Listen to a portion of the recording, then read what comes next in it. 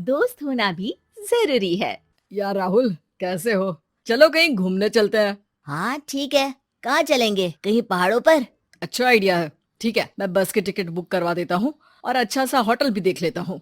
ठीक है भाई, लेकिन जल्दी करो। लाइफ में इतना स्ट्रेस हो गया है कि कुछ दिन का रेस्ट तो बहुत जरूरी बन गया है।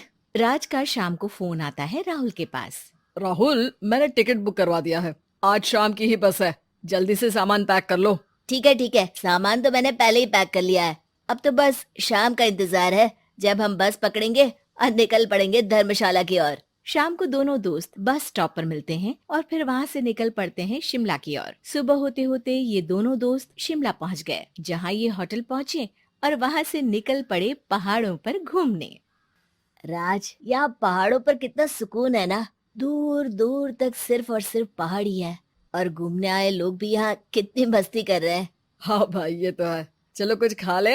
दोनों एक रेस्टोरेंट पे पहुंच गए। वहाँ इनकी रेस्टोरेंट चलाने वाले लड़के से दोस्ती हो गई, जिसका नाम जितेंद्र था। जितेंद्र, तुम यहाँ कब से हो और रेस्टोरेंट खोलने का प्लान कैसे बनाया? अरे भाइयों, मैं तो यहीं का हूँ। बस बाहर कुछ साल के लिए गया था नौकरी करने, पर फिर लौट आया और अपने यहाँ ही रेस्टोरेंट खोल लिया। पिछले 6 साल से यहीं पर हूँ। अरे लेकिन जितेंद्र, एक बात तो बताओ, रेस्टोरेंट ही क्यों?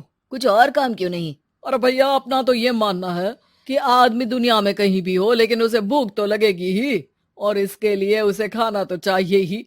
यानी ये धंधा कभी मंदा नहीं पड़ता, इसलिए ये काम शुरू किया था। लेकिन इस काम में क्या मुनाफा भी होता है या फिर बस ऐसे ही काम चल रहा है शौकियाना तौर पर?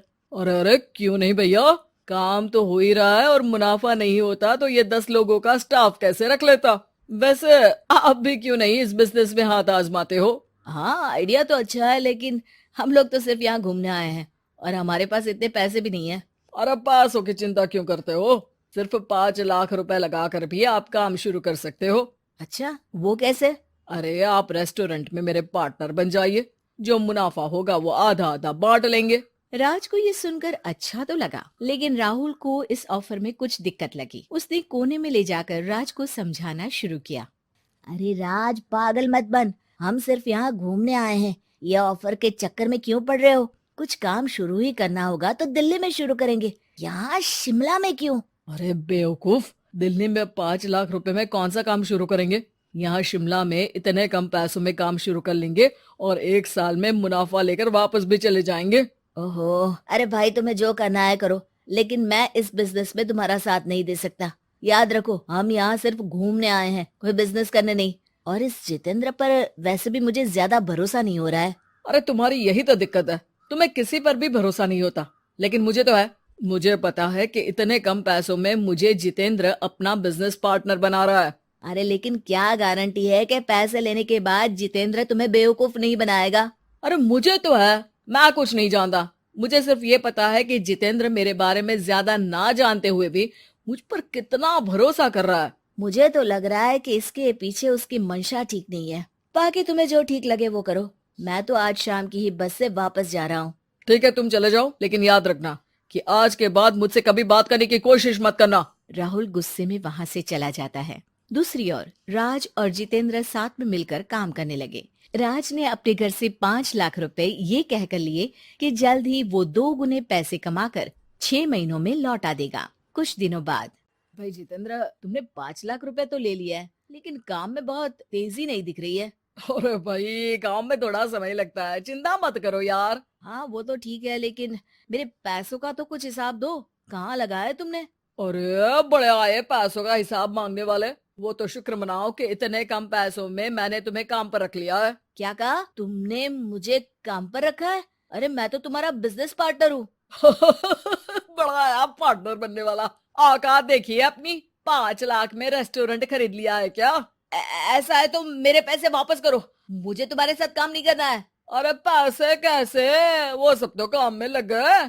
अब तुम्हें वापस जाना है तो चले जाओ, कोई पैसा नहीं मिलने वाला है। राज को अपने साथ होने वाले धोखे का एहसास हो चुका था, लेकिन तब तक देर हो चुकी थी। उसे अपने दोस्त राहुल की याद सताने लगी, जिसने पहले ही आगाह कर दिया था कि इस बिजनेस में धोखा है, लेकिन अब तो देर हो चुकी थी। राज को अब कोई रास्ता नहीं सूझ रहा था।